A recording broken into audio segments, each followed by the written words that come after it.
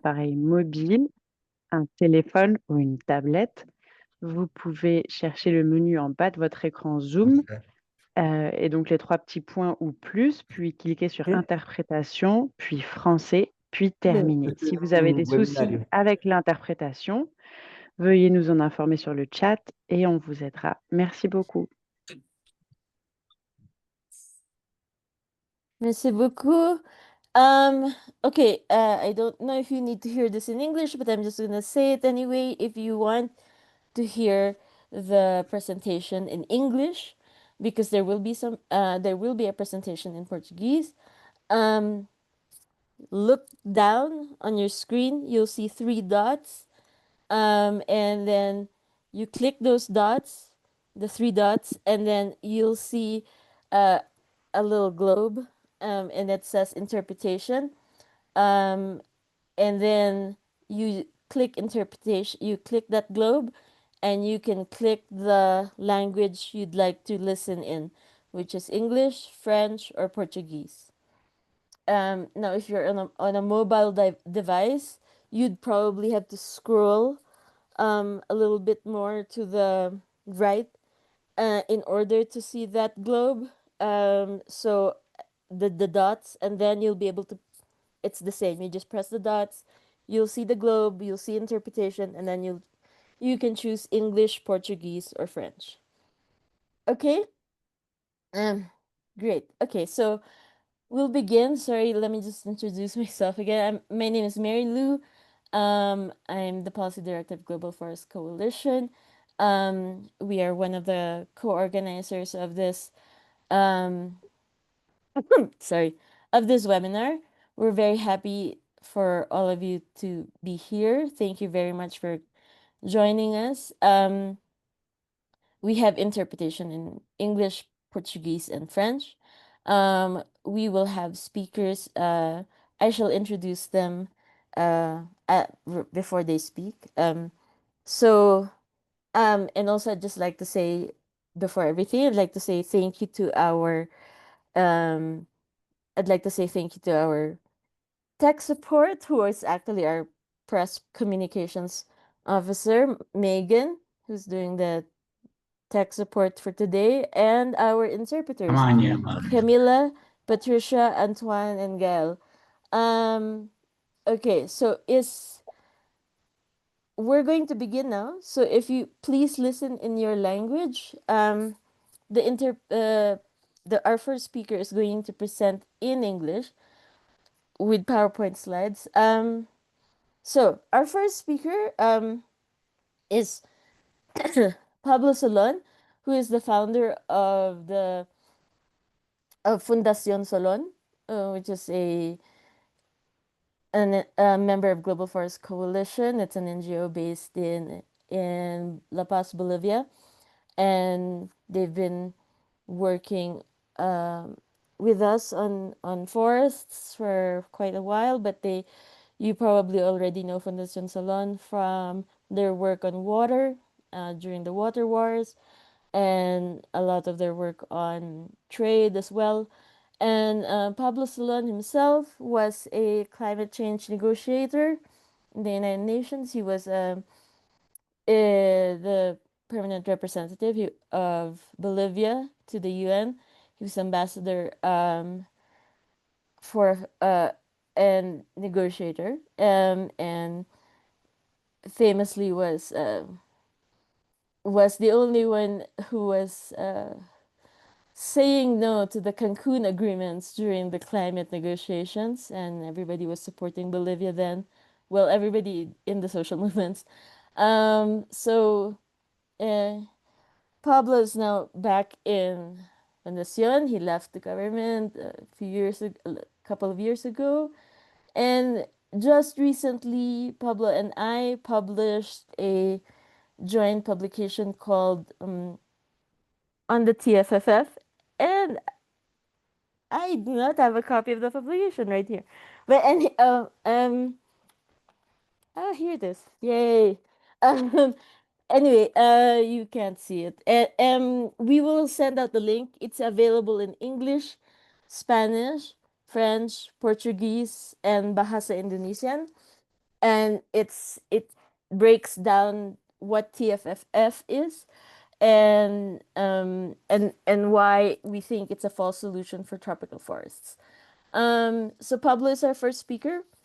Pablo, you have 12 minutes, but at the 10-minute mark, I am going to give you a message to notify you, okay? So your co-host, you can use the screen for your PowerPoint. Thank you. Oh, and if you can, Pablo, do you have headphones? Hello. No, yeah, go ahead.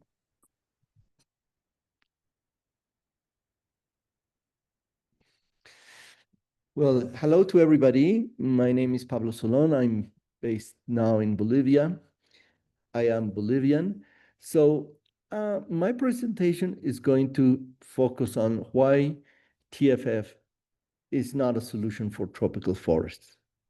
So we have had until now 3 versions of uh, concept notes of TFF. We have had a version on July 2024, another one that came out in February 2025. And just recently, we have a 3rd version of TFFF. What does TFFF stand for? It's a financial mechanism that means Tropical Forest Forever Facility. Originally, it was called Tropical Forest Finance Facility. Okay, so my presentation is going to be based mainly on the first 2 versions, but I also will include some things about the 3rd version that just came out. So the main thing is deforestation a market failure? Yes or no? Because this is the premise of TFFF. Their main analysis is that it is a market failure, and we have to correct it by bringing money that recognizes the value of several ecosystem services that are provided by forests. And the theory behind TFFF is that if there is some assignment of money, then what will happen is that deforestation will decrease, will be stopped. And in their materials, in their different concept notes, they say that forests provide these ecosystems that I'm listing here, and you can see it. This is in version 1. They say carbon sequestration, water management, biodiversity preservation, soil protection, nutrient cycling, continental and global climate regulation, and climate resilience. And all of this is going to be addressed by putting a price per hectare of standing forest. That is the main idea. And I want to start with this because it doesn't matter how much money do you put on forests. The key thing is, are we discussing that deforestation is a problem, is a market failure, or it's something more complex?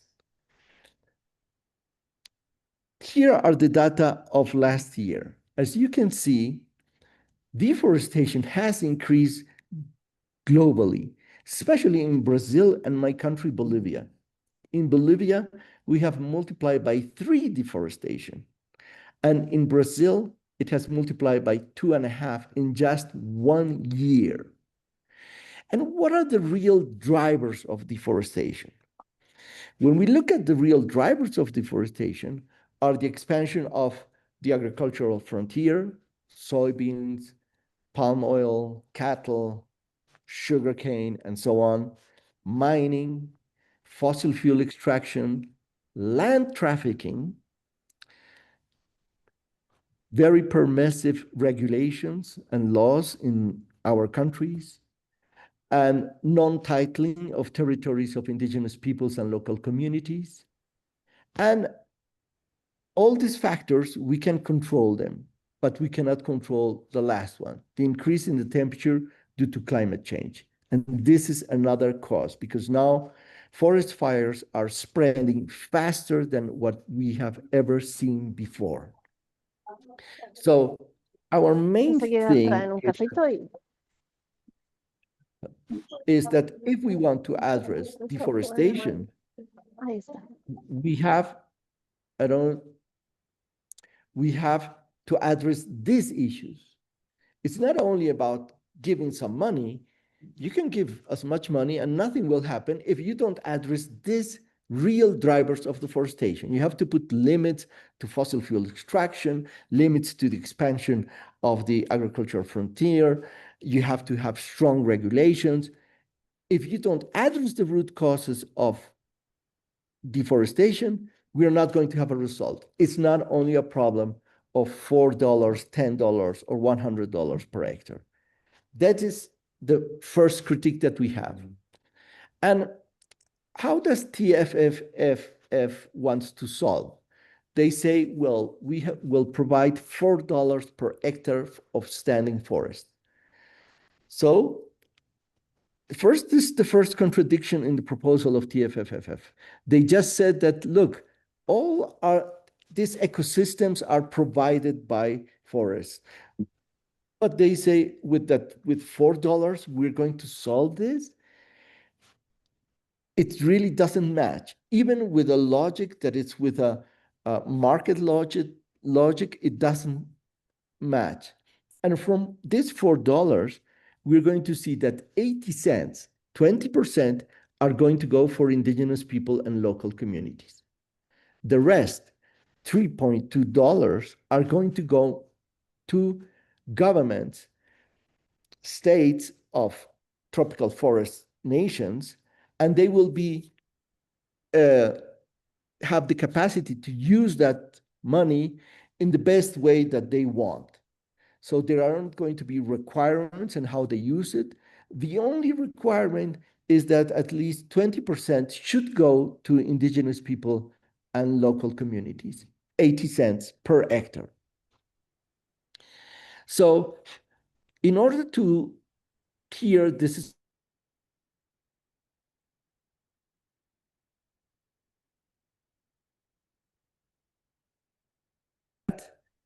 where you see the light green, those are the tropical forest countries that can submit, that can receive this $4 per hectare. And they say, here we have 1 billion hectares of forests. And in order to save these 1 billion hectares, and we're going to give $4 per hectare, we need to get $4 billion per year. So the whole idea is, okay, let's get $4 billion per year, and let's distribute this $4 billion to all these countries. There are around 74 countries, giving them $4 per hectare of standing forest. That is the main idea. Now, where do you get those $4 billion? How do you manage to get $4 billion per year? And they say, okay, what we're going to do is we're going to borrow $125 billion.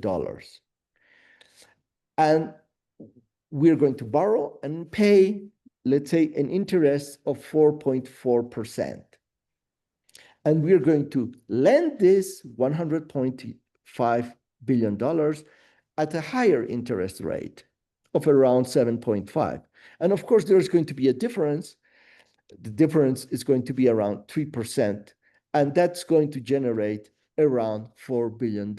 And those are the $4 billion that we are going to distribute to the different countries. So this comes exactly from what the text says. The TFFFF does not rely on donor grants, subject to the whims of new regimes or the changing priorities of rich country budgets, but rather offers a strong and attractive proposition to backing investors, generating competitive market returns. So that is the main idea. And where do they get the $125 billion to start lending that money or investing that money? They say, okay, we're going to get the $125 billion, 20% from sponsor countries, $25 billion that will come from high-income countries. Until now, the countries that are part of the design of TFFF are Norway, Germany, UK, France, and Arab Emirates. So these countries, plus other international NGOs, will put 20%, $25 billion. And with this $25 billion, they expect to get another $100 billion from private investors. They call them market investors. And as you can see here in the tiny text, it says that this private investors would be recruited from debt capital markets by issuing high-rate long-term bonds for investors seeking a slightly higher remuneration than that offered by government securities from countries such as the United States.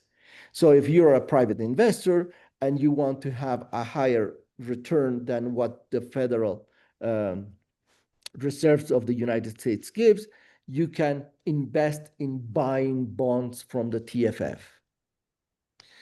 This scheme is a scheme that is very risky, and they've accepted that it's very risky. They say in their publication, what if an economic crisis happens? And they say it, and I will just read it. In the event of a permanent depletion in the asset value of the TFFF, TFFF would reduce current and future payments per hectare so as to restore the TFFF to financial sustainability. This could result in a period of lapsed payments to qualifying tropical forest nations. If TFFF were to not longer be rated investment grade, it would seek to commence an orderly liquidation. So it is a mechanism that depends on the profits that mainly private investors can get from their investment. They are going to be the ones that are going to put 80% of the money of the TFFF fund. This mechanism, they say it's not like RED, it's not carbon markets. They are not going to issue carbon credits, but they clearly say it's a complementary mechanism and based on the same logic than RED. Why is the same logic than RED? Because RED has also the logic that you can solve these issues by putting a price, by financialization some services, and you will solve the issue. Now, going into our proposal, we say, hey, why are we discussing this to go to private investors when public funds are being used for military budgets around the world and mainly in developed countries? And currently, if we would just allocate 1%, just 1% of the world's military expenditures, we could guarantee $27 billion for forests per year. That's 7 times more than TFFF. Also, subsidies to fossil fuels exceeded $600 billion per year in 2023. That's 150 times more than TFFF. If we would put $1, a tax of $1 per barrel of oil, we could raise $38 billion per year, almost 10 times more than TFFF. So there are other ways to get this money without relying on private investment and private and investment returns. Our main question is why military expenditures and fossil fuel subsidies receive public funds while forests must rely on stock markets from private investors. And to go concluding, we cannot fix TFFF. We need a finance mechanism that addresses the root causes of deforestation, that is sufficient, because $4, it's not going to solve the problem. That it's primarily aimed at indigenous people and local communities, not that it gives them just 20% and with a lot of caveats that I don't have the time to explain. That it's a mechanism, we need a mechanism that is reliable, not market or investment based. We need a mechanism that is sourced from public funds that fuel currently war and climate change. And we need a mechanism that recognizes forests as living systems that have rights, not services that can be commodified. And as Mary Lou said, we have in all these different languages this publication that we invite you to read. Thank you very much. Thank you very much, Pablo. To everyone who has questions, hold on to your questions. What we're going to do is we're going to go through all the speakers first, and then we'll open the floor and give ample time for all the questions and discussion. Okay, so hold on to your questions if you have questions for Pablo. So our next speaker is Kwame Kaponzo, and Kwame is the director of the Center for Environmental Justice in Togo, an NGO that seeks to improve the social, economic, and cultural lives of grassroots communities through a sustainable and participatory approach to human development. Kwame is also the coordinator of the Global Forest Coalition's campaign on extractive industries, tourism, and infrastructure. And Kwame is going to set the stage on TFF as well, but giving it a perspective of what it means for Africa and how the African social movements are responding to it. Kwame, please go ahead. And Pablo, thank you for keeping on time. Oh, can you hear me? Yes, so thank you very much, Pablo, for presenting the whole TFFF document. Brilliant. So thank you, Marilu, also for facilitation. I would like to share quickly my screen. Hold on. Yes, so yeah, so this is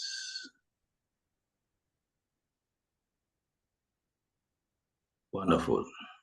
So thank you very much. How to move these things?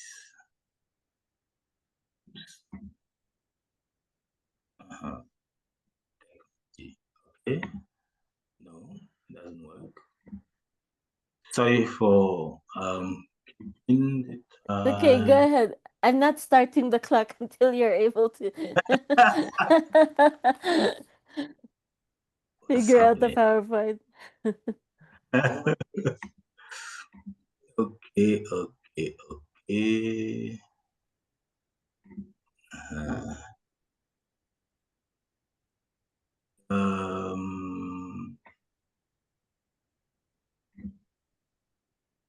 Megan, you want to help?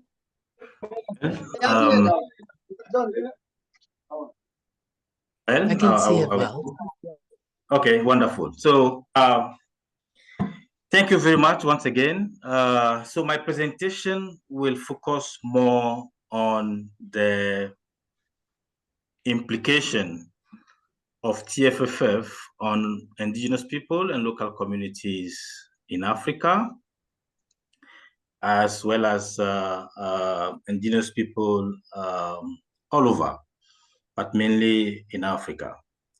So I ask myself if TFFF is a system of oppression. Maybe it is.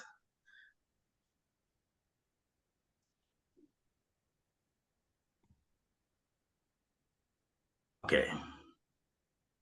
So TFFF is a mechanism that was not built from bottom up. It is an initiative imposed from up to local communities and indigenous people to produce more profits from forest conservation through investments.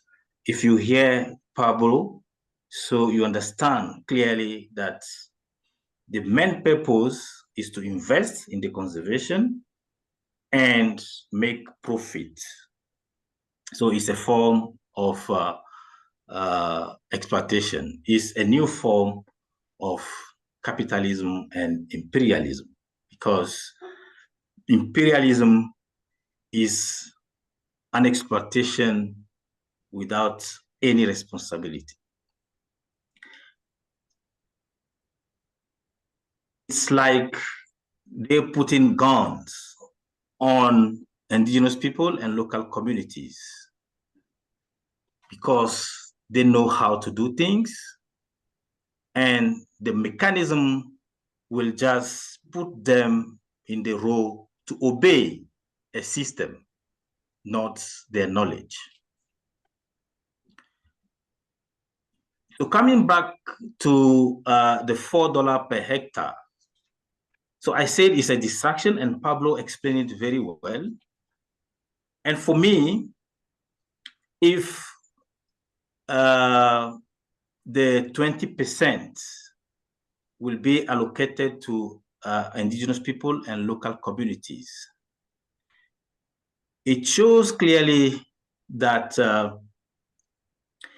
the communities and indigenous people are subjects of exploitation, and they are being dominated because that 20% is not something that indigenous people or local communities consent of. Because in the beginning, I said the mechanism was built from up to down, and that 20% is not any agreement anywhere from indigenous people and local communities. And if you look at it very carefully, what will happen to countries where they are not recognizing the existence of indigenous people within their national borders, like China, or countries that apply the recognition of indigenous people's rights discretionarily? In Togo, for instance, we don't recognize indigenous people. We just say they are not there. Indigenous people are not there in Togo. So in many countries, indigenous peoples are not recognized. What will happen to those countries?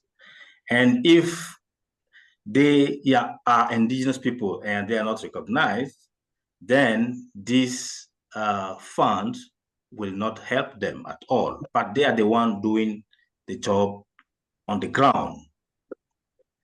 The TFFF version also stated clearly that 54% of the tropical forests, of the world tropical forests, has been held by indigenous people and local communities. So it's clear that the tropical forests, are well conserved by the indigenous people and local communities centuries through their knowledge, through their own methods. Because if 54% is being conserved, is being holding by the indigenous people and local communities, and is clearly noted, so why are they imposing on them a mechanism that will exploit them and destroy their livelihoods? That's also a question. And to answer that, it's very clear that the mechanism is not looking at the well-being of the indigenous people and local communities, but rather is just looking for profit. Because, as Pablo said it clearly, there are many mechanisms that can help indigenous people have money. The world's budget, for instance. They don't need investment. They don't need the forest to be looking at commodities. So for us, indigenous people and local communities have their way to conserve. But if that mechanism is coming to put them in a system where they will be oppressed because they will be tempted to do as the system is telling them to do, and they will lose their knowledge, they will lose their methods, their traditional method and traditional knowledge. So it's purely an exploitation, a system of exploitation. So we are answering the first question: is it a system of exploitation? Yes, it is a system of exploitation. So TFFF will link the conservation to remuneration, and as I think Pablo said it, and it will create a new assets that recognize forest ecosystem services and provide predictable long-term resource for those who protect the forest. Yeah, but then that 20%, as I say, is not, because the indigenous people and local communities are the one protecting the forest, are the one conserving the forest in reality, but then the resources is not sufficient for them. So TFFF also will complement existing nature finance, like complementing REDD+ scheme, and we know that REDD+ is for communities. I think the third presentation will look at it closely. So just to say that we need to value indigenous people's efforts. We need to make sure that indigenous peoples are recognized as the actors that are on the ground to conserve the forest, to conserve the biodiversity. It's not a mechanism that will come to do the job that indigenous peoples and local communities are already doing well. So investing in forest conservation always leads to social injustices like displacement, land and forest grabbing, human rights violations, and its benefits, the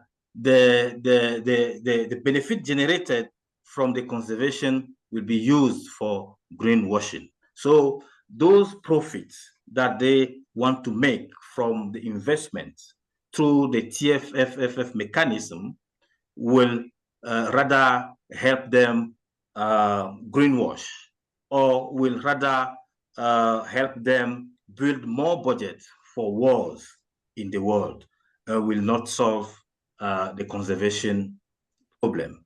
So it will always be on indigenous peoples and local communities, because their efforts will be in vain. Because we know in DRC, for instance, indigenous people are the one conserving the tropical forests, because they live there centuries. They know better how to combine the conservation of tropical forests and the way of living.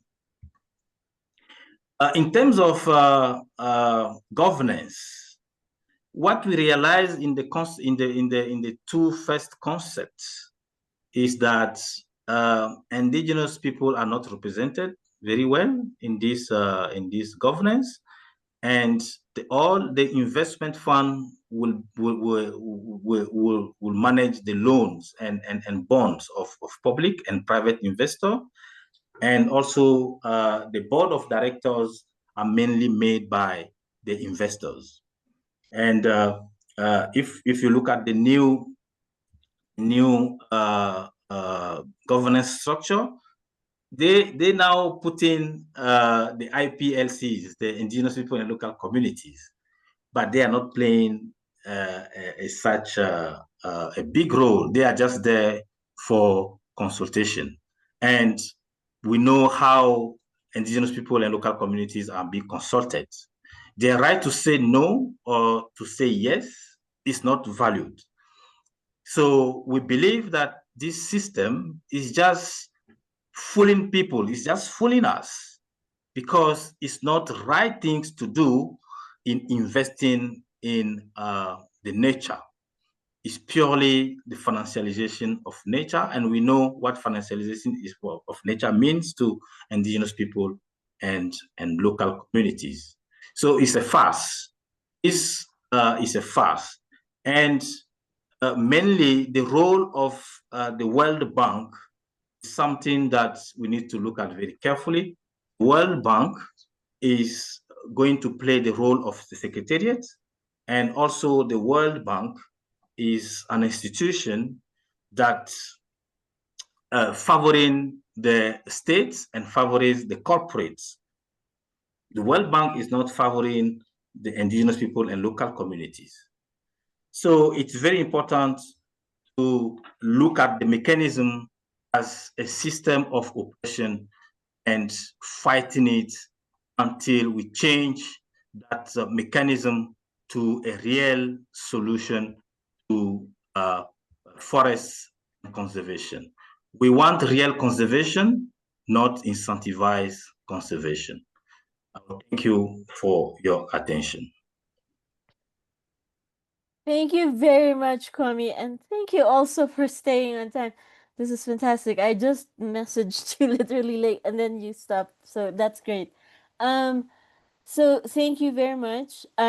Again, as with Pablo, if you have questions for Kwame, hold on to them. We will open the floor after the speakers, all the speakers, and we will give ample time for questions and answers and a discussion. And in the meantime, everybody, you're encouraged. You're very much welcome to introduce yourself in the chat. So our next speaker is Rita.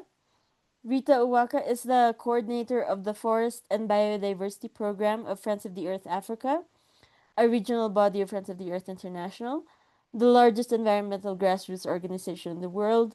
She has worked to ensure social, environmental, and gender justice in UN processes and address the issue and concerns of indigenous peoples and local communities in Africa at local, national, regional, and international levels. She works with impacted communities and women across the region to build collective solidarity against capitalist, extractivist, and industrial plantation models by transnational corporations and strengthen resistance against human rights violations and environmental harm by companies in community territories across Africa. Rita, please go ahead. Thank you very much, Mary. You have 12 minutes. I'll give you a warning when it's like you have 2 minutes left. Thank you. All right, thank you. Straight to the presentation. I bring you great environmental rights action, Friends of the Earth Nigeria. So today on climate for solutions, impact on forest in Africa. So I'm going to share my screen. Just a minute.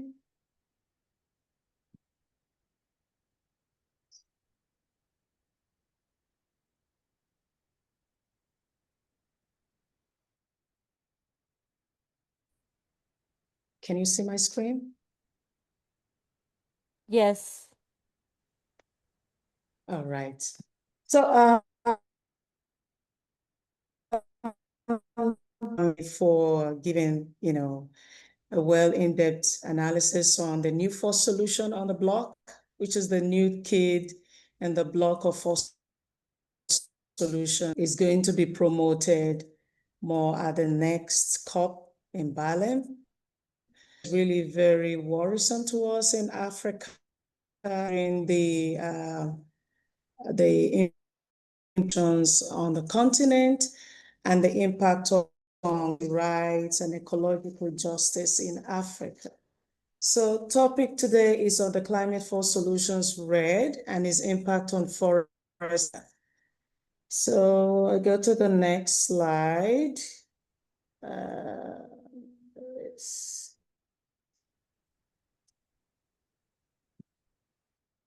See this diagram, it's all about the best, and also in between you have the carbon credit, which is what is causing African forest and the impact it's having on ecological conservation.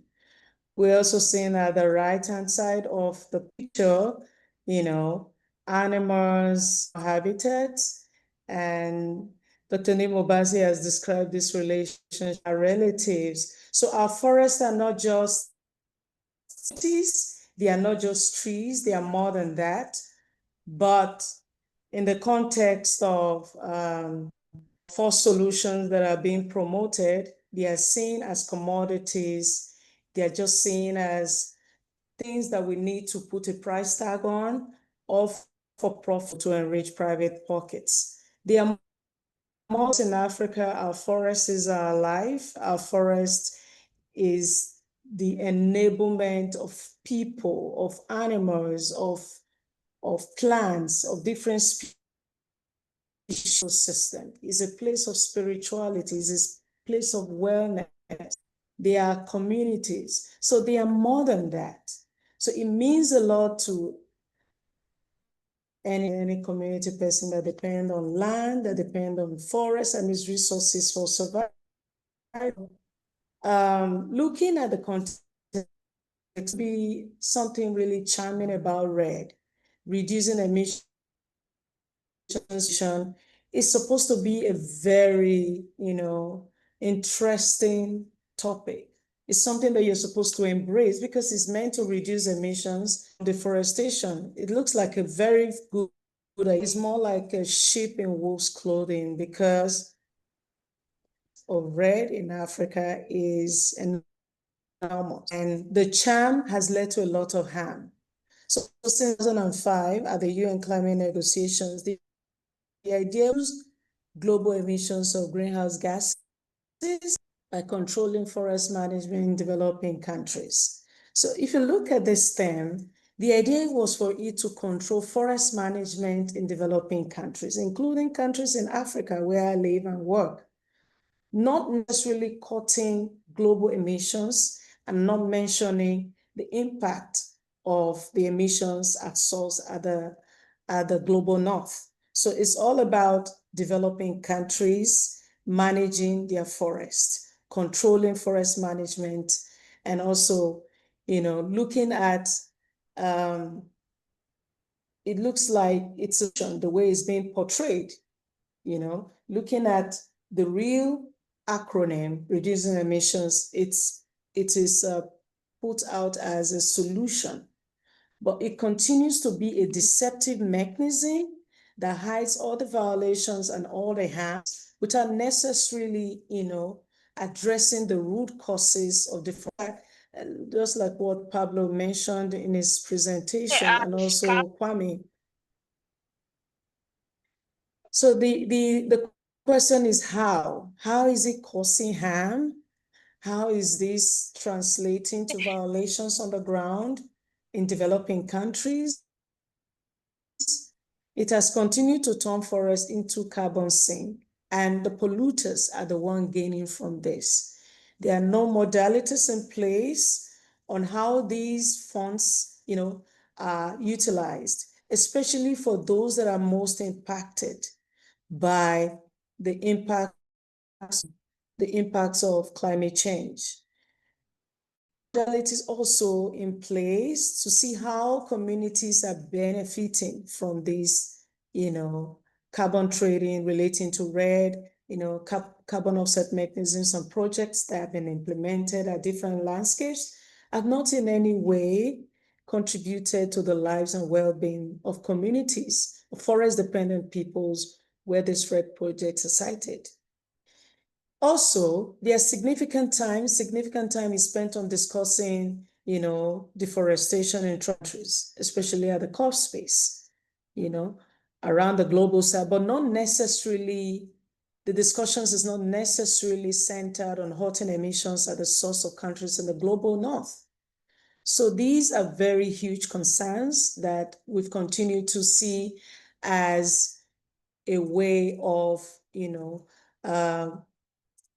impoverishing developing countries at the ends of their rights, and also enriching corporations who continue to buy into these false narratives and also create an environment as if it's a sign of development to different governments across Africa. REDD Plus, for instance, because there's so many versions, they've tried to introduce different landscapes. The plus sign can mean a lot of things. It can be the inclusion of GMO trees. We are seeing that already. Carbon credits are being claimed over that. We're having industrial plantations, large expanse of agro-commodities projects are now beginning to claim carbon credits. We're seeing blue carbon, wilderness conservation, all in the name of conservation. People are evicted from territories and carbon credits are being claimed. Forests are locked down. So there's a whole lot of charm surrounding. Charm and harm is charm, but very harmful. The impacts on forests and communities are very glaring.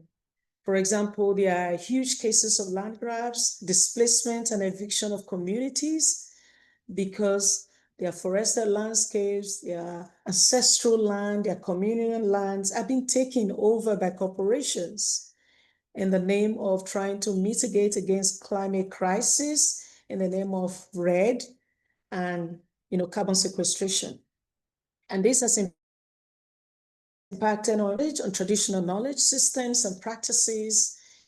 A lot of communities hold custodians of natural resources. They are custodians of nature, of biodiversity, or rich knowledge.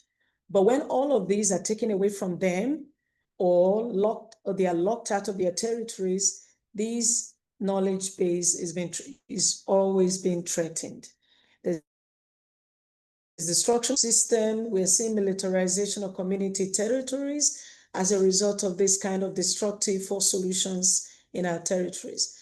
Under REDD Plus, of course, more plantations, corporate capture of African land and resources, that is already happening in Liberia, Kenya, in Nigeria, in different parts. We're seeing a lot of biodiversity loss leading to extinction of plant and animal species. It's all about corporate greenwashing. That is what REDD is in Africa.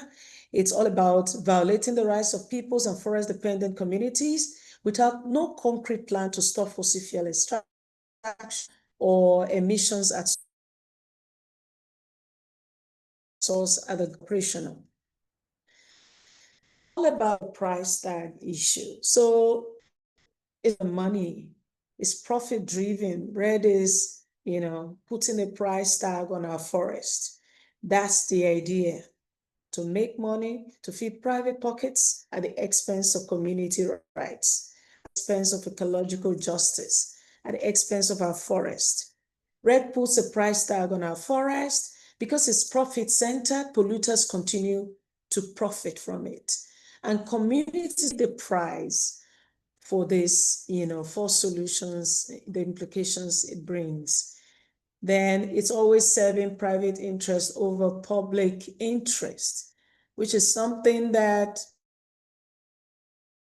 to bring to the fore that not all development are development. Most of the developments, that come are communities backward instead of improving their lives. The question is red bailout, climate bailout, or is a false solution? The answer is very clear. From Pablo's explanation on false solutions to TFFF and Kwame's in depth on it, looking at the African context, it's a false solution. It's a greenwash mechanism that continues to scramble for African forests. It's a dangerous eco-business that put forests before people without modalities in place to know who truly benefits. It strives on financialization of forests. It strives on commodification of nature and its resources. And it actually does not mitigate against the impact of climate change because it does not cut emissions at source. The global north will continue to pollute while it comes to a place like Nigeria, for instance, to plant trees and lock people out of their forests and say they are doing conservation efforts. These are not real solutions. On the red, more forests will be grabbed for industrial plantation expansion, which is the single biggest contributor to climate change in Africa. After exploration in the Niger Delta, more forest and wilderness conservation at the expense of community rights. So at Environmental Rights Action, we've continued to give red card to red because it's not a solution to the climate crisis. So it's red card to red. Real solutions for Africa's forests. What solutions are we projecting at Environmental Rights Action and our groups at the No Red in Africa Network, which is a nation of NGOs and civil society organizations who are campaigning against for solutions to red in Africa. Community management, forest management, putting the management of our forests in the hands of communities it's of contributing to climate crisis. So it's not putting the management of forests in the hands of conservation NGOs or removing communities from their land or converting forested landscapes to agro-commodities, and claiming carbon credits on it. The real solution is in the hands of community, through community. Also putting food production in the hands of local farmers, smallholder farmers. FAO, which is a UN body, has already recognized that 70% of the food production comes from smallholder farmers. The solution is in the hands of the people, not corporations. So one of the real solutions we keep clamoring for in Africa is promoting agroecological practices, and food sovereignty, not food security that doesn't care about what you eat as far as you have food. So agroecology and food sovereignty, promoting indigenous rights and knowledge, because that is the essence of the cultural and indigenous knowledge base of communities. You can take that away from them. When that is taken away, it's violation of their rights, and that will in some way affect their existence. Gender justice. We cannot be campaigning about climate justice without gender justice. And we've recognized that most of the RED projects in Africa and around the world, there are traces of gender violence, relating to women being abused, men being harassed by corporations, men arrested, intimidated, women sexually abused. So these are very strong concerns that we need to keep speaking against. We need to cut emissions at source, not offsets. Because if you do not cut emissions at source, it's good as not, contributing to mitigating climate crisis. So these are some of the issues that we need to bring forward as we prepare for COP30. The major issue that's going to be on the table is the TFFF for solutions like RED. So we need to expose these systemic force solutions that they are trying to force of people, of our government. And just last week, I attended a meeting where one of the biggest meat producer in the world, JBS, is planning to take over millions of hectares of land, including forested lands from Nigeria. And they want to convert it to feed so that they can feed their animals. This is a company that is currently bankrolling, the climate COP, and they are projecting into this kind of forced solutions. The TFFF is a platform where they are going to key into to also make more profits from communities, from Africa and other places where we need to speak against all forms of forced solutions that undermine the rights of communities and also impact ecological justice. Thank you. Thank you very much, Rita. And again, to anyone who has questions for Rita, please hold on to your questions. We will have one more speaker, and then we will open the floor for questions and discussion. So thank you very much, Rita. That was an excellent presentation, and as well as Kwame and Pablo. So now we have Renee. Renee Machoko is a forestry specialist and an activist with Justicia Ambiental, an environmental NGO in Mozambique. JA was founded in the late 1990s by a group of friends concerned about how Mozambique was developing in the unregulated global economy. It works against corporate impunity, mega mining, infrastructure projects like dams and more, and has a grassroots focus. Renee, you're going to speak in Portuguese. Please go ahead. You have 12 minutes, please. Thank you.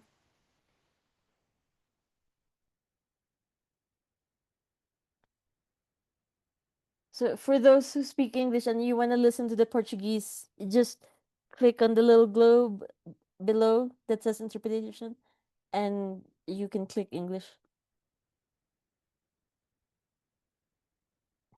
Go ahead, Renee. Hello, everyone. Thank you, Global Forest Coalition, for inviting us to this meeting. It's always a pleasure to be part of this.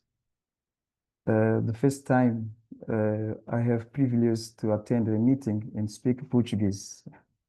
So thank you for that. Can you hear me? Yes, we can hear you very well. Okay, thank you. My name is René, or meu nome é René. Vou usar, please translate and switch the language. Meu nome é René, chamo René Machoko, sou de Moçambique, da Organização Justiça Ambiental, Amigos da Terra Moçambique. Vou aqui fazer uma apresentação relacionada com as explotações de monocultura no contexto africano, como falsas soluções, não é? E o seu impacto para as florestas africanas. Portanto, deixa-me só começar com isto. Conseguem ter acesso ao meu ecrã? Ok. Bom, este mais ou menos meia parte do continente africano, não é? Eastern África Austral, não é? Como pode ver, a componente verde que representa o potencial bioma, não é? De floresta que existe aqui no continente. Portanto, isso é um dos atrativos que faz com que várias companhias, várias empresas e vários países, né, tenham interesse e encontram em África uma solução para responder aquilo que são os seus anseios e não anseios africanos. Portanto, daí é que começa a questão da promoção, né, das plantações de monocultura de árvores, que eles chamam de plantações florestais. Portanto, aqui temos esta tabela ao lado que mostra desde os tempos recônditos, né? Estamos a falar desde dos anos 1990, em que, por exemplo, o país como a África do Sul já tinha cerca de mais de 1 milhão de hectares de floresta, não é? E sempre foi o país mais industrializado e que aderiu com maior aderência, digamos assim, faz a repetição, à questão de plantio e de disseminação de florestas ao longo do continente. Mas, por outro lado, temos outros países africanos, como podem ver aqui, a Suazilândia também iniciou com impacto muito forte. A Zimbábue também iniciou com impacto muito forte a questão de plantio dessas florestas, com o argumento de que ia resolver, ia produzir, responder às demandas, né, da procura da madeira, da procura de combustíveis lenhosos, para responder às necessidades, mas também para responder à questão da indústria da celulose. Mas de alguns tempos para cá, vê-se que esta tendência tende, a maior parte dos países, como podem ver aqui nesta tabela, tende a aumentar as áreas de plantações, não é? Temos aqui dados da FRA, né, 2015, que mostra mais ou menos qual é a tendência e o que está projetado para 2035. Aqui temos um gráfico que mostra mais ou menos como é que mostra uma tendência atual, né, com base na informação da FAO, né, através do seu painel para avaliação dos recursos naturais e também pela BII, né, que é a British Institute of Investment, que também tem aqui apresentado alguns dados que consegui tentar aqui cruzar essa informação e também com algum dado aqui fornecido com a WRM, que está também em curso um estudo que está a tratar e vão aprofundar um pouco mais sobre este assunto a nível global, mas aqui concentramos só apenas em países africanos e o sudoeste da África, nessa coisa da África Austral. Como podem ver, a África do Sul continua a liderar até hoje. Se prestarem atenção na legenda, temos o azul, que representa nos anos 90, temos o laranja, em 2015. Temos a estimativa feita pela FAO para 2035 e temos o momento atual, que é o dado atualizado neste momento, que prevalece é o ano 2020, porque a FAO ainda não lançou o relatório sobre a avaliação de recursos florestais para o ano 2025. Portanto, até agora, vamos considerar os dados de 2020 como os dados atualizados para podermos fazer esta análise. Se olharmos bem, há uma tendência, daquilo que foi estimado, por exemplo, estimou-se que, por exemplo, a África do Sul, não é, até 2035, teríamos uma área de plantações estimada quase a aproximar a 2 milhões de hectares.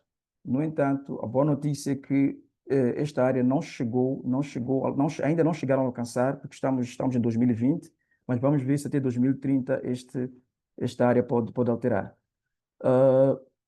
Apesar de alguns países terem estimativas mais baixas do que está atualmente a ocorrer, nota-se que há uma tendência de aumento da área de plantações, mas ao mesmo tempo nota-se que, apesar das áreas de plantações tenderem a aumentar, o impacto que ela tem causado nas comunidades tende a reduzir, porque, pelo menos aqui no sul da África, já tem-se notado uma pequena resistência em relação de como as comunidades lidam e como enfrentam as empresas de plantações de monocultura de árvores. Podemos notar, por exemplo, em Moçambique, que é o país em que estou, se podem ver a estimativa para 2035, que está muito mais alto em relação à condição atual. Se olhar a condição atual, que é 2020, que é a cor laranja, nota-se que não evoluiu muito, assim, apesar das empresas terem grandes áreas de plantações, mas não conseguiram evoluir em termos de área de plantio, porque já estão a encontrar algumas resistências, porque o processo de informação, de capacitação e de toda a partilha de informação com as comunidades locais, nós sentimos que está a surtir efeito. Porque até que já estamos a ter resultados aqui interessantes, estamos a ter empresa como a Green Resource, que já está a desistir de áreas, estão a criar um processo de devolução de terras aqui em Moçambique, Temos a empresa como a Portucel, que é uma companhia portuguesa muito impactante na Europa, que pertence ao grupo Saporsol, também está tendo dificuldades apesar de terem o direito de uso e aproveitamento de terras de cerca de 365 mil hectares, apenas essas empresas conseguiram plantar só 10% da área que foram autorizadas, porque estão a encontrar resistência e não estão conseguindo encontrar áreas contínuas para poder exercer a sua atividade. De tal forma que a empresa como a Portucel, a empresa portuguesa, como a Portucel Moçambique, por exemplo, tinha projetado para que até 2020, 2022 terem já projetado, terem já estabelecido a indústria da polpa de papel, não é? Mas não estão a conseguir, porque viram que não é sustentável estabelecer uma fábrica de papel aqui em Moçambique, porque eles não conseguiram ainda plantar nas áreas para corresponder à demanda da indústria. Portanto, e até agora não conseguiram nem sequer estabelecer uma indústria e toda a madeira, todo o touro que é produzido aqui em Moçambique, eles já começaram agora com o processo de exportação para Portugal e será processado em Portugal, porque não compensa processar em Moçambique porque não existem áreas suficientes. E da forma como que as coisas Aquela vão, última sala não sentimos, tem? da forma como as coisas vão, sentimos que será muito difícil a empresa expandir as suas áreas, porque já estão a enfrentar resistências e estão cada vez mais a pressionar o governo para poder intervir e poder tentar acalmar as comunidades locais para poder aderir a esse projeto. Mas as pessoas aqui localmente já estão atentas e já descobriram que todas as promessas, todas as consultas, que na verdade não são consultas, são espaços de publicidade para poderem fazer propaganda, né, das suas empresas, fazendo falsas promessas às comunidades. Então, já existem evidências tantas que as comunidades agora já não aceitam nem sequer parar para ouvir as empresas para aquilo que são os seus anseios. Aqui temos mais ou menos apresentado as motivações que levam com que as plantações sejam estabelecidas aqui em África. Portanto, são várias e são as mesmas que já foram aqui mencionadas pelos painelistas anteriores, com o pressuposto de produção de madeira, mas não é produção de madeira para nós, porque essa produção de madeira normalmente é para exportar para o Ocidente e para os países do Norte, porque aqui nós temos madeiras suficientes que são fornecidas através de nossas florestas locais, para a produção de energia. A maior parte da população moçambicana depende da biomassa, de lenha para poder satisfazer as suas necessidades energéticas e não precisam, por exemplo, de transformação de lenha em carvão, porque esse assunto de carvão vegetal é apenas as necessidades das zonas urbanas e semi-urbanas. Normalmente, as comunidades locais adquirem lenhas, as lenhas localmente que possam coletar das florestas nativas e para poder satisfazer as suas necessidades. Então, a produção de madeira que é usada como pretexto para a produção das plantações de monocultura de árvores apenas é usada para alimentar os mercados internacionais e não mercados locais, ou pelo menos não os mercados africanos, como se parece. A indústria do celulose, é isso que nós aqui tentamos falar. A indústria do celulose só se justifica quando uma empresa consegue uma área entre 500 a 100 mil hectares de áreas contínuas. Aí sim é que compensa estabelecer uma indústria de celulose localmente. E muitas dessas empresas têm dificuldades para terem essas áreas contínuas aqui, pelo menos em Moçambique. O caso de sucesso que nós temos encontrado aqui no sul da África, encontramos apenas em África do Sul, por ter já estabelecido as plantações de monocultura já há bastante tempo e já tem um sistema que já funciona com isso. Mas fora isto, nós não temos aqui em Moçambique, por exemplo, nenhuma fábrica de papel ou de celulose desde que iniciou esta questão das plantações de monocultura nos anos 90. Portanto, isso mostra ou é um indicador de que ainda não vale a pena, não compensa instalar plantações de monoculturas aqui em Moçambique. O outro aspecto que tem sido colocado para motivar a implementação das plantações florestais são questões relacionadas com o sequestro de carbono, não é? Como podem ver, um dos países pioneiros a começar com essa questão de sequestro de carbono aqui na África subsaariana foi Uganda, né, em 1994, com o seu projeto Face Future, acho que foi financiado, não estou, se não me falha, foi financiada pela Holanda. Então, este projeto criou muita confusão a nível de Uganda e criou revolta popular para que não avançasse. E não teve sucesso. Podemos ver, e todas estas iniciativas de carbono foram consolidadas e bem consolidadas na conferência entre as partes, né, no COP21, que ocorreu em Paris, né, em 2015, em que trouxeram iniciativas como o RED, como o GFC, que é o Fundo Climático Verde, os NDCs, né, que foram colocados como trunfo ou como ferramenta para poder atrair os países para poderem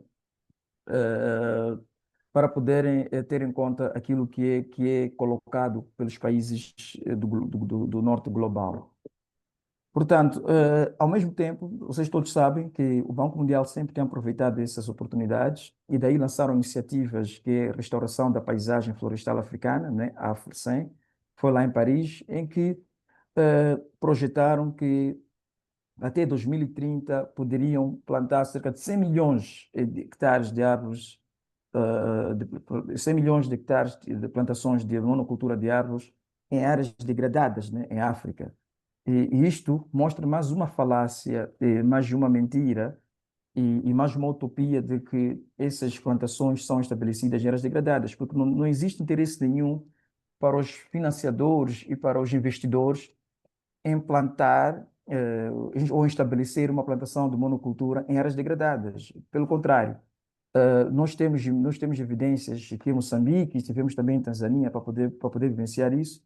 E as plantações normalmente elas têm escolhido, as empresas e as companhias, como disse aqui, têm preferencialmente ido em áreas de fácil acesso para escoar os seus produtos, em áreas com acesso à água, em áreas com fácil acesso aos mercados internacionais. Portanto, tudo aquilo, e terras férteis, neste caso, também para demandar pouco custo de produção. Portanto, é uma falácia de que as plantações de monoculturas procuram áreas degradadas para estabelecer os seus povoamentos. E isso faz com que haja concorrência, neste caso, pela terra fértil. Nós tentamos fazer uma ilustração, fizemos um mapeamento de áreas de plantações de monoculturas e áreas onde as populações têm praticado a gestão de agricultura. E o mapa mostrou uma sobreposição, né, uma sobreposição de áreas entre as áreas de plantio, né, das plantações de monoculturas e agrícolas. Então, nós que esta sobreposição torna-se crítica e uma ameaça para a segurança alimentar e nutricional das comunidades.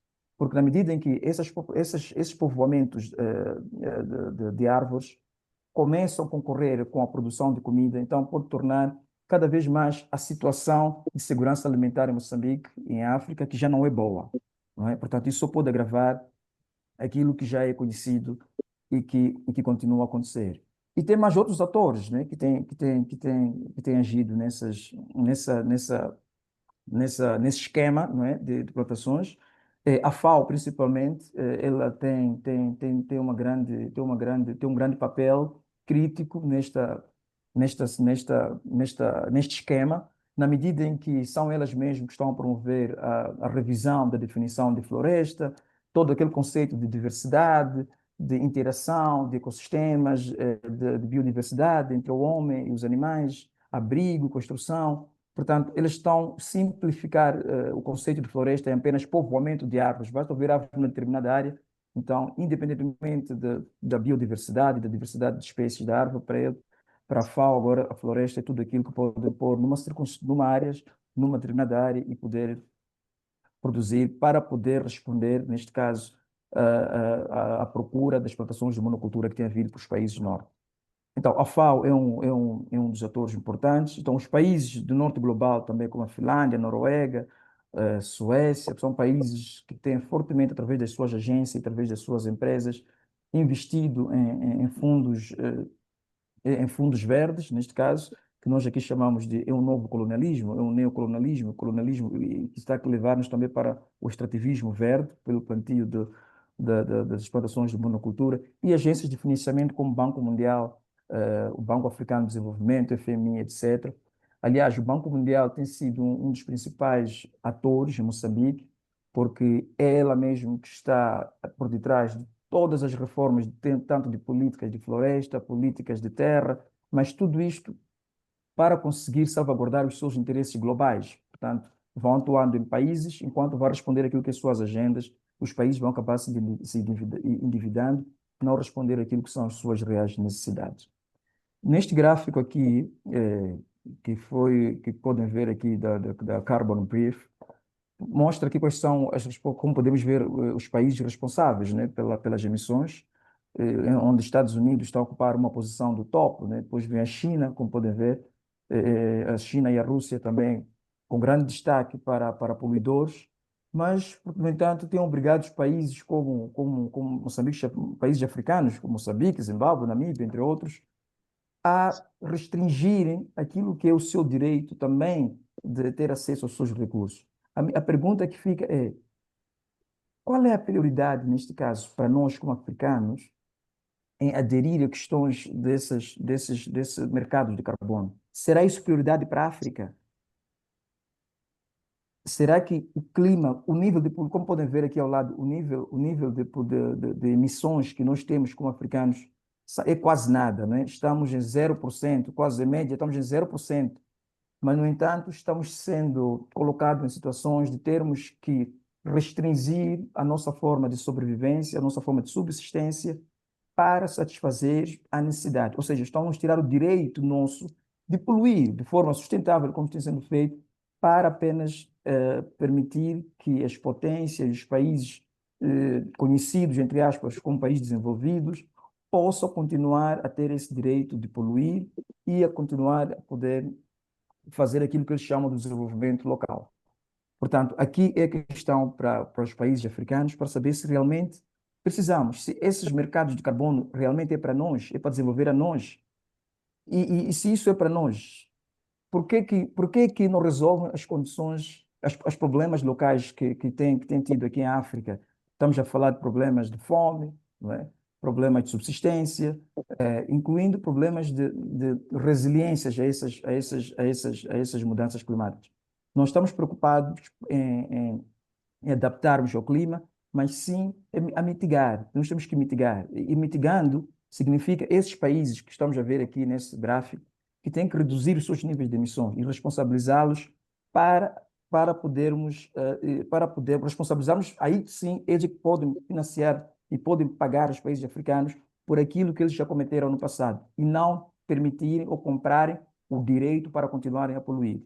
E isto mostra, evidentemente, que é uma falsa solução, porque, como podemos ver, o nível de captação de carbono pelas florestas ronda entre os 18% a 20%. Mas o maior responsável pelas emissões de gases de efeito de estufa, como toda a gente sabe aqui, já foi muito bem dito, são os combustíveis fósseis, e são responsáveis em 70%. Então, nós estaríamos a pegar um problema errado se formos trabalhar em florestas ou em plantações e não atacarmos aquilo que são os problemas de facto efetivos, que de facto são os problemas relacionados com combustíveis fósseis. Esses que tem que ser, esses que são os reais problemas, esses que temos que parar, esses que temos que reduzir e poderemos ter grandes impactos quando os países continuam a poluir, reduzirem os seus níveis de poluição. Aí sim poderemos ter resultados satisfatórios desculpa, acho que deste desenvolvimento. Isto acho que parou. Conseguem ouvir? Yes. And Renee, I'm sorry. Could you wrap up because you're over Okay, the time. Thank you. okay, okay. Sorry, I think No, it's okay. Please go ahead and okay, thank you. Let me see what's happening now here. I think okay. Sorry, let me share again my screen.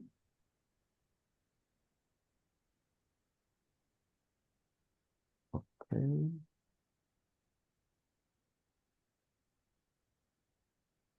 Okay. just 1 minute. Yeah. Continuando. Ok. Mhm.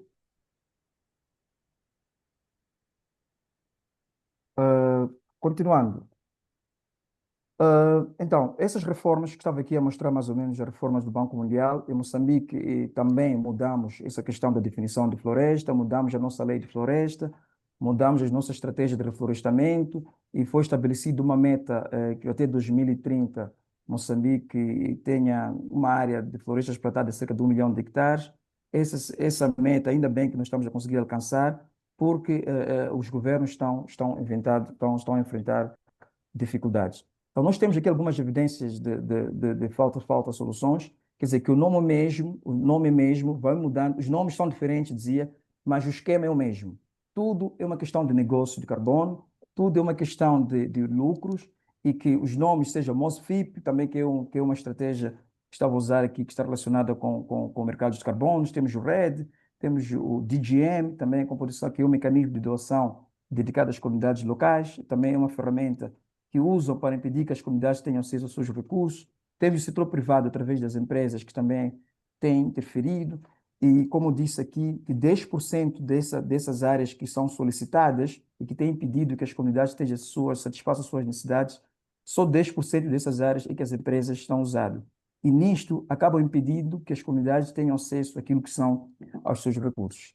Para terminar, vou aqui falar das implicações, neste caso, que já foram ditas, as implicações são iguais em toda a África, em todos os países sul global, como tem sido. Usurpação de terras férteis, como podem ver, as comunidades não têm tido acesso às terras férteis e as empresas têm sido privilegiadas no acesso às terras para plantio de plantações e não para a produção de comida. Portanto, a pobreza e a insegurança alimentar tende cada vez mais a agudizar-se. A violação dos direitos humanos, que já foi aqui falado, já foi muito bem explicado, as restrições no acesso dos recursos naturais, como lenha, água e plantas medicinais, a distância que as comunidades têm tido para coletar as suas lenhas para a necessidade energética tende a aumentar, a perda do meio de subsistência, os habitats, a perda de biodiversidades naturais em áreas de conservação também têm sido ameaçados, porque muitas das vezes essas plantações têm contribuído para a conversão de áreas de florestas naturais em florestas artificiais. Portanto, isto é uma das grandes consequências que temos vivido, que temos vivenciado aqui em Moçambique. Para concluir, então, nós estamos a dizer que é uma contradição para os países africanos, não é? Recorrerem a esses mercados de carbono, como o RED, neste caso, enquanto que ao mesmo tempo, os mesmos países apostam em modelos de desenvolvimento baseados em combustíveis fósseis. Portanto, enquanto os 70% de emissões continuarem a prevalecer, aquele 20% que consideram que a floresta pode ter capacidade de captar não vai funcionar. É simplesmente insignificante enquanto continuar-se a poluir os 70%. As compensações é uma utopia, não é? É um pretexto para os países continuar a poluir, não é? E, ao mesmo tempo, é um espaço para os países pobres da África os governos encontram esse espaço como local para mendigar, para poderem pedir dinheiro e para poder enriquecer a eles mesmos, a elite política africana, e continuar cada vez mais rica. Portanto, é uma questão de sobrevivência, a questão dos mecanismos verdes em Moçambique. E é preciso que os países parem de poluir e sejam responsabilizados por aquilo que já cometeram. Aí sim podemos alcançar aquilo que é o tal desenvolvimento que a gente espera. Muito obrigado pela atenção. Desculpe por ter passado o tempo. Obrigado. Muito obrigado. Okay, everyone, thank you very much to all our speakers, Pablo, Kwame, Rita, Renee. Now, as promised, we are, if you'd like to make a comment, ask a question, if you could raise your hand in the, you'll see in your like little, if you look below and there's like a little heart that says react, you can click that and you can find a hand and you can raise your hand to ask a question to any of our speakers or to us in general. And while we're waiting for questions, I just want to say thank you again to all the co-organizers of this webinar. Together with us, Global Forest Coalition, we'd like to say thanks to CJE Togo, Fundación Solon, Walhi in Indonesia, Amazon Assembly, and the People's Mobilization for Earth and Climate. And this is the second webinar in a series. The first one we had a few months, 2 months ago, that focused on the Amazon, and we're hoping that a third one will focus on Indonesia and Asia. So this one, we tried to do a focus on Africa, but of course it will always have a global perspective because the TFFF itself is a global mechanism. Gershom, question please. Go ahead. Yeah, thank you very much for the wonderful presentations to all the presenters. Yeah, for me, it is not a question, it is a comment. By the way, I'm Gershom Kavaso, the country coordinator for Zambia Social Forum, ZAMSOF, based in Zambia, Southern African region. Yeah, so I just want to make a general comment to say Africa has a common and misunderstanding, at the same time common challenges which we are facing all different countries. Looking at the presentation from the corners of African countries, I've just observed that perhaps maybe what we need to have is to mount a One Africa campaign that will talk about issues from our different perspectives so that we are able to echo a calling to ensure that the policymakers within these different regional economic communities are adhered to what African community societies want to have in common. So for me, maybe after this call, it will be nice if the Global Coalition Forest can harmonize us and mobilize us so that at least we are able to come up with a concrete steps that we need to ensure that we join efforts from all our different communities. Over and above the presentation, we are very enriched, and it is a good set tone for African Common Agenda. Thank you. Thank you very much, Gershom. Comments, questions? You may ask in Portuguese and in French, by the way. I'm sorry, I'm speaking in English only, but you don't let that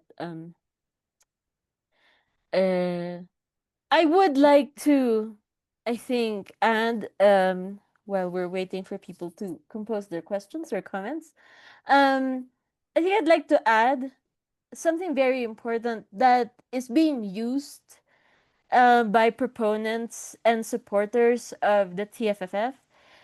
That a lot of times, groups and organizations, and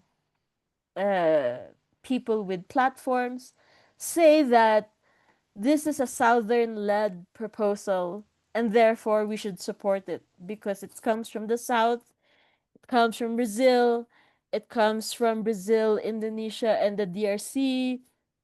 So it's the south, we must support the south, it's so important. And I would like to say that, like, right now, that it is not from the south. This proposal of the Tropical Forest Forever facility what has already been written many years ago by Kenneth Lau. Wait, am I saying his name right? Who was in the World Bank. So this proposal has existed in the US, in the North. Kenneth Lay, thank you, Megan. And so it is not an invention of the South. It has been around. It's been a proposal, and that $4 per hectare is a mathematical calculation.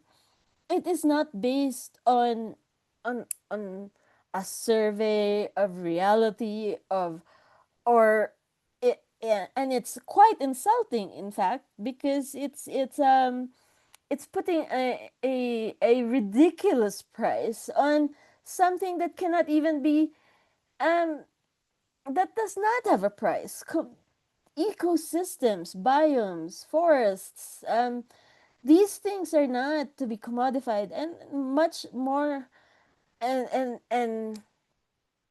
then priced, and then to be priced ridiculously low. I mean, we already have calculations, for example, in Indonesia, where where they have a system, because in Indonesia they've been fighting for a valuation of for farmers to get fair prices, and the prices of per hectare is like what like so much more than $4 per hectare. So for Indonesia, that like our comrades from Indonesia, from Walhi, were saying this is not something, this is a ridiculous amount. This is why would we accept a $4 calculation? No, that's number one. So again, yeah, really, I think, to emphasize, it's not from the South. It's been repackaged now, recently, from last year, as a proposal that came from Brazil. Um, it is very well repackaged as a proposal that comes from Brazil, and then that they launched it at the G20 with Indonesia and the DRC. And take note, these negotiations on the TFFF are not happening in the climate negotiations, nor the COP, nor the UNFCCC. Nowhere there. No one who cares about the climate is talking about the TFFF. The ones who are making these texts are not climate negotiators. They're finance people. They're bank people. They're the sponsor countries. They're the investors. So these people who are looking for return of investment. So I think we really have to be careful um that the messaging does not get lost, because of course the messaging of Brazil is very positive, that it's from the south, it's from Brazil, it's going to bring money, it's going to bring funding to to indigenous peoples and local communities. But I think all the different presentations have shown you that's not true, and it's not realistic, and really there are other sources and other ways to conserve for tropical forests if we really are serious about conserving tropical forests. So yeah, and I really welcome comments, questions. We'd like to hear from you guys.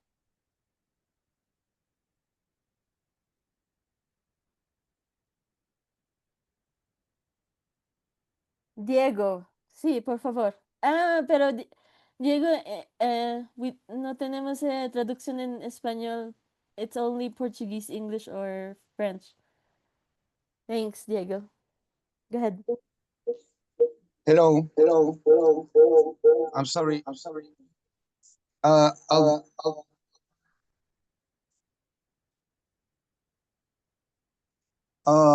Okay. I have to be in two accounts to be able to speak and see myself. Sorry.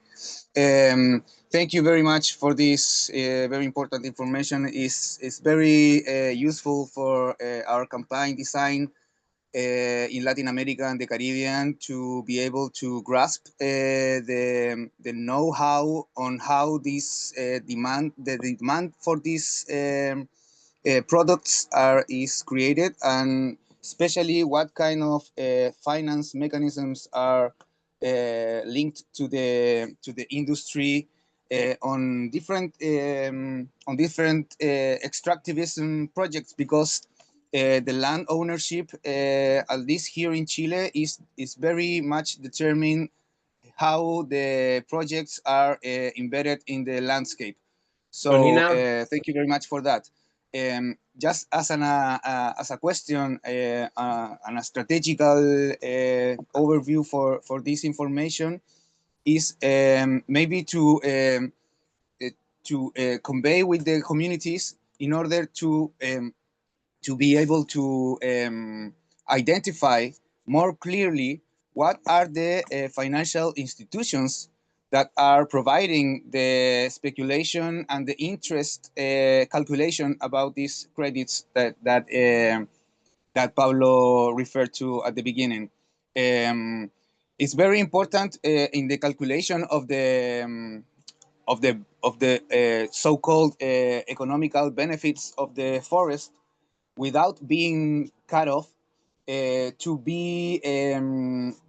consider how long is the span of time that they are considering in order to receive their investment back. It's important because not all forests are able to produce these benefits that they are calculating in the same amount of time. And most importantly, these systems, these ecosystems are not allowed to provide these services with the pressure of the extractivism already installed in the landscape. And with this, I mean not only in a technical way, but also in a way that comprehends the social impacts and the work labor distribution in the country. They are not considering the amount of money and resources that are included in order to get enough workers to be able to create this profit, and they are not even including the resources needed to import these workers from other countries, because this is the reality of Latin America and the Caribbean, which in countries like Chile, we don't have as much work force from Chile to be able to convey this speculation amounts, but we have a lot of cheap labor coming from other countries that allows at the same time to create these calculations of prosperity and economic growth on behalf of the communities. So this is very important for us. I would like to thank you once again, and maybe we can be in the future and more specific meetings, we can study more deeply in how these investments and these plans of funding, these credits, impact on the work and labor security of workers in Latin America and the Caribbean. Thank you. Thank you, Diego.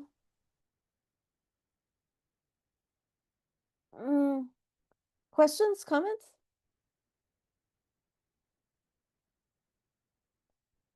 Okay, I'm going to pass. Okay, Pablo, go ahead.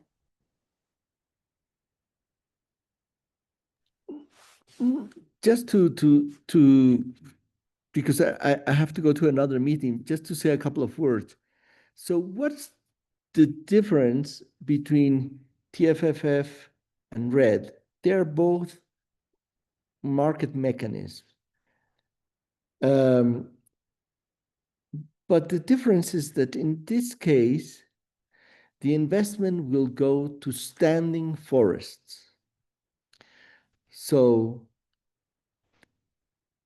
it doesn't have to do with plantations, because plantations are going to be new forests. So they say this is for primary forests, tropical forests that already exist, not new forests. They say that they have to have a requirement of having a canopy of around 30% to 50%. And these standing forests, these tropical forests, Argentina can apply, but for example, Chile cannot apply. No, I don't get it why Argentina can apply, but Argentina is able to apply. Chile, no. It's one of the few exceptions. And in this case, they say how we're going to measure in order to give you this $4 per hectare. We're going to do it through a satellite observation. So we look at the beginning of the year, how many hectares of forests do you have?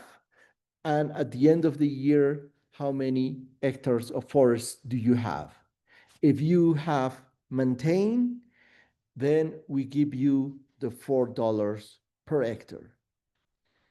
If there is a reduction of more than 0.5%, we don't give you nothing at all. Why is this interesting? Because Brazil and Bolivia have had deforestations last year that are huge. In the case of Bolivia, we have went above 1%. So even if the government says, oh, we think this is very good, the Bolivian government, they cannot apply because the level of deforestation is above what is allowed on TFFF. And TFFF says, okay, we're going to pay $4, but what happens if you have 100 hectares or 1,000 hectares that are deforested? Then there is a penalty. You will have a penalty of $400 per hectare minus for that hectare that has been deforested. So the whole idea of this mechanism, different than from RED, that is based on how much CO2 captures a forest, or different than the clean development mechanism that were based on forestation or afforestation, where, okay, you have to do plantations, and then the plantations will capture this amount of forest of CO2, and we will pay them. In this case, it's more related to standing forests. Now here, there is a huge debate inside those that promote, because there are many different kinds of forests. And the issue of canopy is not so easy to say 30%, 50% of canopy, and that's it. And there is also the issue of degradation of forests and how you're going to really calculate. And it's not something like, okay, you take a picture from a satellite, oh, forests are fine, or okay, we pay them or not. This is a huge problem that they are facing, because science is telling it's not so easy. And every country that becomes a partner of the TFFF has to develop its own monitoring system. And if they don't do it, they will have to use the monitoring system that TFFF will use. And one final thing that I want to just say is that in version 1 and version 2, they didn't say who was going to be the trustee, who was going to be the manager of the fund. Now in version 3, they clearly say it's going to be the World Bank. And clearly, who's going to handle this investment? It's going to be the World Bank. And they are going to handle in the same way they handle other funds that they have under the World Bank group. So this is a project mainly that's going to be driven by the World Bank. Okay, thank you very much, and thank you to all the speakers, participants, and bye with me.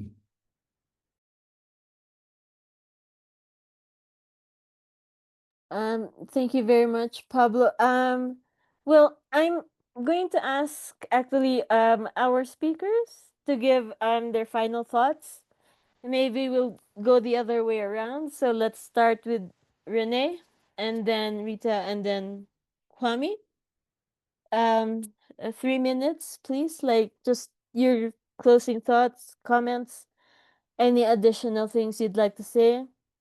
And also just to remind everybody that we're hoping that we're going to have a third webinar. So this is a series. This is the second one we've held. So the first one was held at a time zone friendlier to the Americas. This was at a time zone friendlier to Africa and in Europe, and then we hope to have a third one that's friendlier to the Asia time zone. So and then we'll probably have another one. This is a series, so it's a and we invite you, of course, to download our reports. And if you want to send us more materials to share with the list of everybody who's been registering for the webinars, that would be great. We would be happy to share that. We will share the recording of this webinar. So Megan will be in touch with you guys. So if you registered, we have your email, and we can send you the link if you want the link. And then yeah, and definitely we want to keep in touch, and we would like to try to have a more developed way of working together. So um there were proposals from the last webinar on how to move forward as a campaign together. There were some proposals for a joint statement. We will be sharing that, and we will be having a face-to-face meeting in Indonesia next month. We did have a face-to-face meeting in Brazil. Now I don't remember the months anymore. And May, last May, right? Was it May? It was May, right? Um, and that was organized by the Amazon Assembly and the People's Mobilization for Earth and Climate. And then we had some representatives from Indonesia and Africa there. And then the face-to-face meeting in Indonesia will be the other way around. There will be more a larger participation of Indonesians and Asians, and then a few representatives from outside the continent. And then we hope to share that, and we are very much open. We know that I mentioned to you the organizations that have already been working together in this so far. That's GFC, CJA Togo, Fudasan Salon, WALHI Indonesia, the Amazon Assembly, and the People's Mobilization for Earth and Climate. But this is very much open. We welcome more participation, and that's why we're gonna share more materials. And when we come up with a joint statement, I think when that comes around, we will be sharing it in a couple of languages and see if we can move forward together in a more organized manner, as Gershom was saying, in a more concrete steps, for joint efforts. So yeah, and definitely, really, I think emphasizing the internationalism of this effort.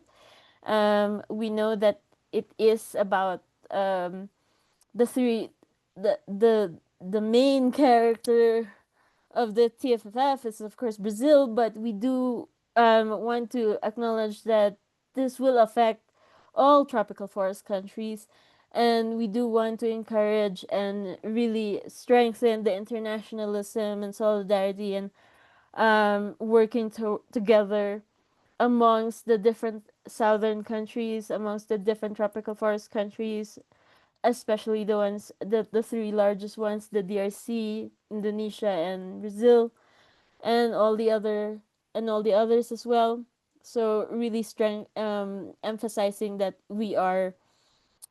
this is an international effort, and we do have solidarity amongst the peoples, and this is how we want to move forward with the campaign, that it's from the ground, that it's from the communities, from indigenous peoples, that it's from the organizations working on the in these countries. And yeah, and definitely, you don't have to be from a tropical forest to join the campaign. Of course, if you want to support as well, solidarity, most welcome. That's also for sure most welcome. And I know that we know that it's going to be a challenge for they've in version 3 you can already see the list of the sponsor countries, so you can check if if your country is a sponsor country, and maybe think of how you can campaign in from your perspective in your country on this, and not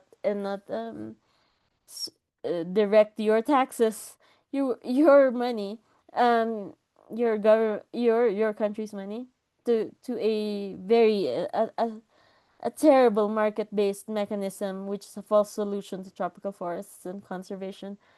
Um, okay, so Renee, and then Rita, and then Kwame, and of course, I would like to say thank you again to Megan for organizing this. Megan is our press and communications officer at GFC, who is standing as our tech person today.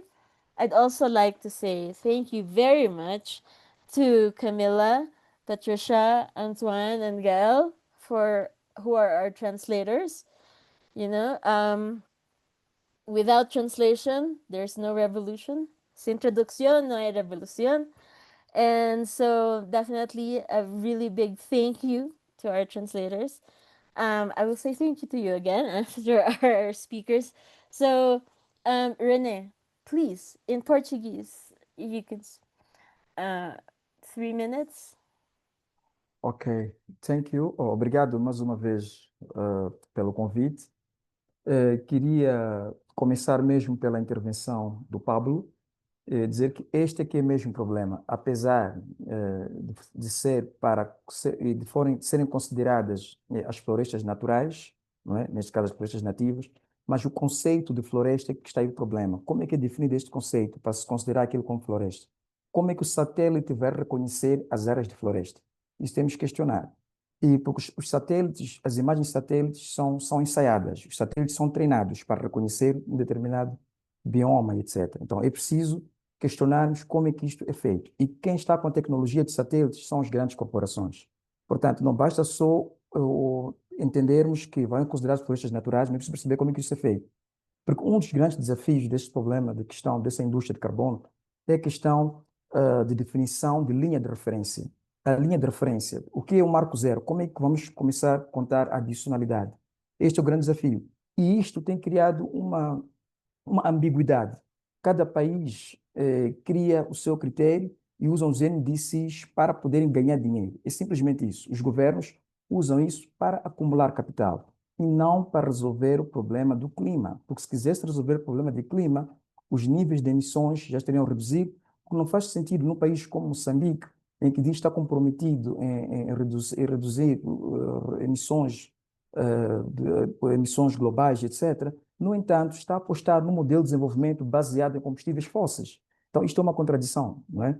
Portanto, é preciso questionar como é que é calculada esta redução observada, não é? Qual é a qualidade do carbono? Porque qualquer produto precisa ter qualidade. Então, até já existe agora aquilo que chama-se de, de, de fraudes climáticas, porque os países agora tentam criar qualquer mecanismo para provar que está a conservar, para provar que tende a contribuir para maior sequestro de carbono. E os países bem desenvolvidos também, entre aspas, também usam os seus certificados falsos, que são certificados adulterados, para autorizar, para se autorizar ou para se fazerem poluir, e fazem questão também de obter certificados falsos para poder provar que está também salvaguardar um ecossistema em um determinado país da África. Portanto, é preciso, tem havido muita sobreestimação dos créditos. Esse é um grande problema. Portanto, é preciso refletir, incluindo os fogões melhorados, que se fala daí tantas vezes, que são uma forma de melhorar emissões, mas também as pessoas usam os fogões melhorados, mas também tem havido a questão de sobreestimação.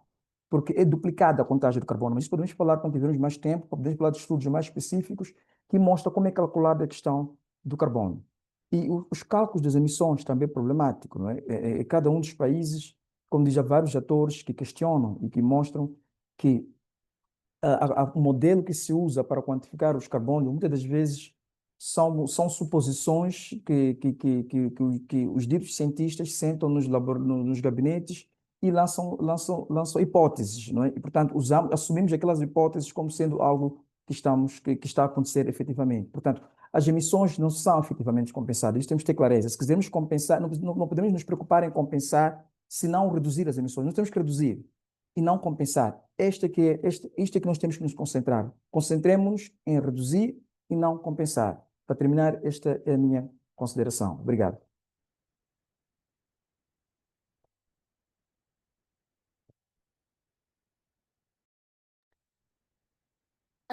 Thank you, Renee. Rita, and then Kwame, please.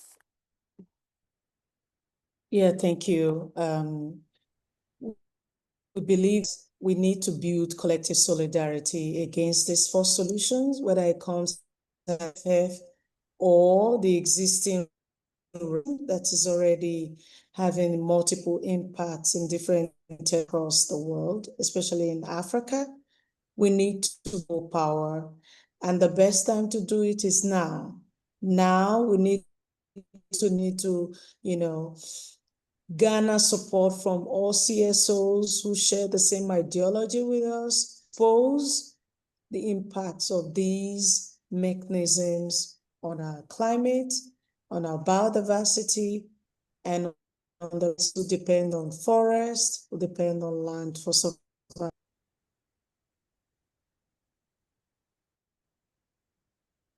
Thank you, Rita.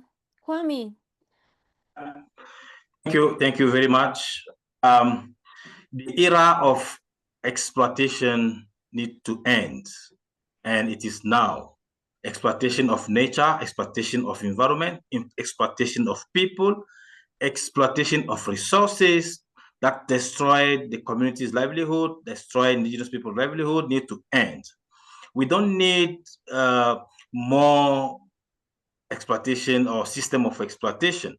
So that's why it's very important to look at the TFFF, which not only destroying communities or indigenous people's livelihoods, but if we continue to put this mechanism forward, and if we implement this mechanism, then it means that we don't care about people, we don't care about nature, but we only care about or those who are implementing or those who want to implement TFFF are just caring about their pockets.